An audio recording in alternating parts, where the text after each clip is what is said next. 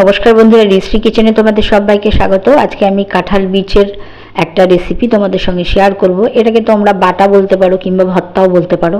এটা খেতে কিন্তু দুর্দান্ত হয়। আর দেখো, এর জন্য আমি প্রায় ওজনে 500 গ্রামের মতো কাঁঠাল বীজ আছে। এটার আমি খোসাটাকে এভাবে ছাড়িয়ে নেব, ছাড়িয়ে নিয়ে টুকরো করে কেটে নেব।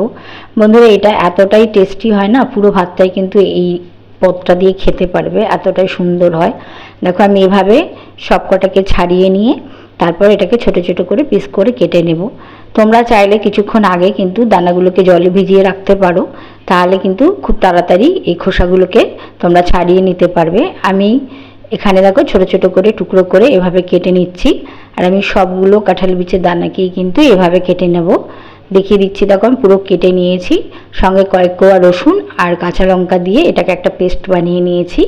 এবার দেখো, কড়াতে তেল দিয়েছি, তার মধ্যে 3টে শুকনো লঙ্কাকে খুব ভালো করে কিন্তু একটু লাল লাল করে ভেজে তুলে রাখবো। তোমরা চাইলে কিন্তু আরও কয়েকটা দিতে পারো, ঝালটা সম্পূর্ণ তোমাদের উপর নির্ভর করবে, কে কতটা ঝাল খাবে সেই হিসেবে দেবে। বেশ কিছু রসুনের কোয়াও কিন্তু আমি এখানে দিয়ে দিচ্ছি, আর একটু হালকা লাল করে এটাকে ভেজে নিয়ে তুলে নেব। আমি প্রথমেও কিন্তু বাটার মধ্যে বেশ কিছুটা রসুন দিয়েছিলাম। দেখো, আমার কিন্তু কোয়াগুলো ভাজা হয়ে গেছে, একে একে সবকটাই আমি তুলে রেখে দিলাম। এবার দেখো, ওই তেলটার মধ্যে 2খানা পেঁয়াজ কুচি করে নিয়েছিলাম, সেটাকে এবারে একটু হালকা ব্রাউন করে ভেজে নেব। দেখো, কিছুক্ষণ ভেজে নিয়েছি আমি পেঁয়াজটাকে। এবার আমি এর মধ্যে বেটে রাখা কাঁঠাল বীজের দানার এটাকে পেস্টটাকে দিয়ে দিলাম, দিয়ে এটাকে খুব ভালো করে ওই পেঁয়াজ ভাজার সঙ্গে মিশিয়ে নিচ্ছি। বন্ধুরা, এই রেসিপিটা ভীষণই সুস্বাদু হয় খেতে। আর এখন তো কাঁঠালের বীজ অ্যাভেলেবেল, কারণ কাঁঠাল আমরা এখন বাজারে আছে, খাচ্ছিও।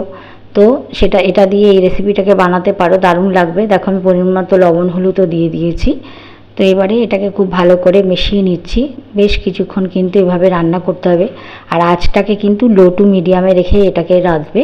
এর মধ্যে একটু ম্যাগি মশলা দিয়ে দিলাম, এটা সম্পূর্ণ অপশনাল, তোমরা চাইলে দেবে, না চাইলে নাও দিতে পারো। এটা দিলে কিন্তু টেস্টটা বেশ লাগে, খেতে খুব ভালো লাগে, তাই আমি দিয়েছি।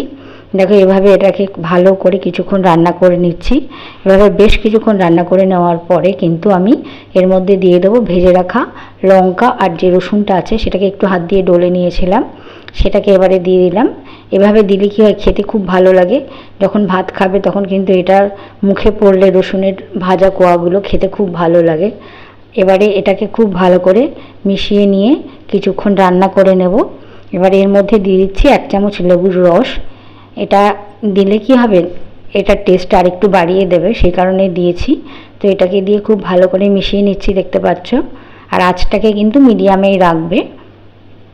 দেখো বন্ধুরা, আমার প্রায় এটা হয়েই এসছে।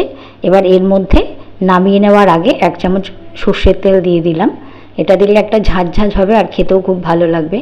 আমরা বাটা কিংবা ভর্তাতে তেলটাকে যখন দিই, সর্ষের তেলটা, সেটার ঘ্রাণটাও কিন্তু খুব ভালো হয় আর খেতেও খুব ভালো লাগে। দেখো বন্ধুরা, আমার কিন্তু এটা হয়ে গেছে রান্নাটা।